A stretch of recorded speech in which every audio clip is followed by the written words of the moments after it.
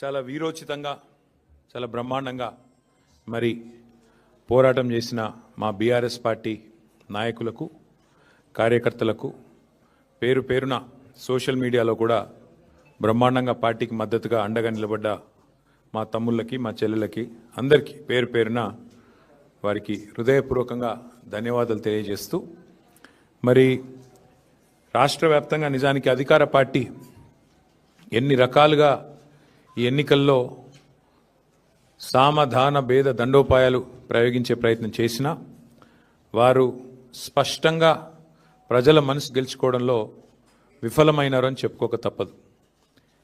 మరి సాధారణంగా ఎన్నికలు మీరు ముఖ్యంగా పంచాయతీ ఎన్నికలు కానీ మున్సిపల్ ఎన్నికలు కానీ చూస్తే అధికారంలో ఉన్న పార్టీకి ముఖ్యంగా ఇంకో 2-3 ఏళ్ళు ఉండే అవకాశం ఉన్నప్పుడు, అధికారంలో కొనసాగే అవకాశం ఉన్నప్పుడు మరి ఇది అధికార మార్పిడి కోసం జరిగేది కాదు కదా అనే ఆలోచన ఈ మధ్యన దేశవ్యాప్తంగా ప్రజల్లో కనబడతా ఉన్నది. కానీ దానికి భిన్నంగా తెలంగాణలో మీరు చూసినట్టయితే మొన్న పంచాయతీ ఎన్నికల్లో 2 ఏళ్ళు తిరగకముందే కాంగ్రెస్ పార్టీకి ప్రజలు బుద్ధి చెప్తూ దాదాపు 40% గ్రామ పంచాయతీలు బీఆర్ఎస్ పార్టీ కట్టబెట్టారు.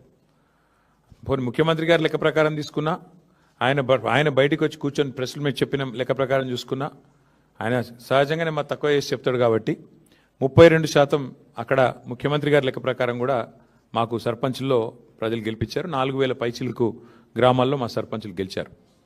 అట్లాగే ఈరోజు మున్సిపల్ ఫలితాలు చూస్తే కూడా డెఫినెట్గా గతంలో ఎవరెవరైతే ఏదేదో మాట్లాడినారో వారందరూ నోళ్ళు మూతలు పడే విధంగా ఇవాళ మరి మెరుగైన ఫలితాలే సాధించాము. ఓవరాల్గా చూసుకున్నట్టయితే నాకున్న ఇన్ఫర్మేషన్ మేరకు 2580 చిల్లర వార్డులలో పోటీ అయింది. మొత్తం 117 మున్సిపాలిటీలు కార్పొరేషన్ కలిపి 2580+ వార్డ్స్లో మరి ఎన్నిక జరిగితే బీఆర్ఎస్ నాకున్న ఈ నిమిషానికి ఉన్న రిపోర్ట్ ప్రకారం దాదాపు 730 దాకా మాకు ఇప్పటికే ఫలితాలు వచ్చినాయి. ఇంకొక 10-15 పెరిగితే పెరగవచ్చు. ఓవరాల్గా 740-750 దాకా వస్తాయి వార్డులు అనేది మా అంచనా.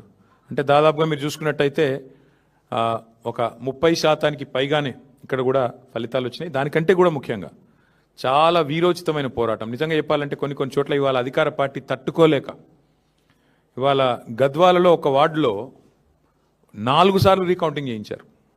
అంటే కాంగ్రెస్ గెలిచేదాకా రీకౌంటింగ్ చేసి ఆఖరికి ఒక ఓటుతో గెలిచిందని చెప్పి అధికారులను అడ్డం పెట్టుకొని గద్వాలలో ఒక వార్డు నెగ్గే ప్రయత్నం చేసినారు. వర్ధనపేటలో ఈ నిమిషానికి మనం ఇక్కడ మాట్లాడుతున్నాం, అక్కడ ధర్నా నడుస్తుంది.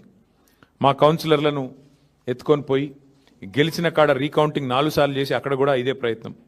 చౌటుప్పల్లో ఇదే రకమైన ప్రయత్నం. అంటే అధికారులను, అధికార యంత్రాంగాన్ని, అధికార బలాన్ని అడ్డం పెట్టుకొని గెలిచినమా అంటే గెలిచినాం అనిపించుకోవడానికి సాంకేతికంగా నానా తంటాలు కాంగ్రెస్ పార్టీ పడతా ఉన్నది.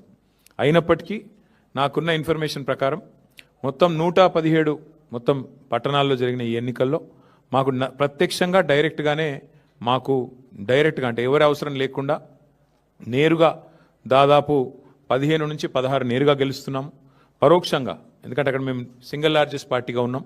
అక్కడ కూడా ఇంకో దాదాపు 10-15 చోట్ల అవకాశాలు ఉన్నట్టుగా నాకు సమాచారం ఉంది. చూద్దాం మరి ఇప్పుడు అల్టిమేట్గా 16 తారీఖు నాడు అన్ని విషయాలు తెలుస్తాయి.